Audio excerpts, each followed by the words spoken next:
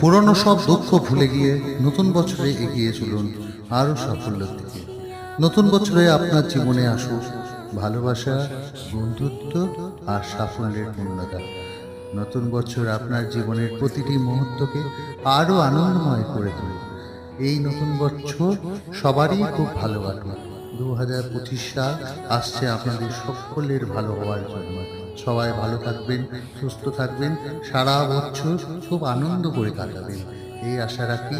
কাঁদি পাবলিক আজ আপনাদেরকে 2024 গুড বাই ও 2025 হ্যাপি নিউ ইয়ার জানিয়ে শুভরাত্রি।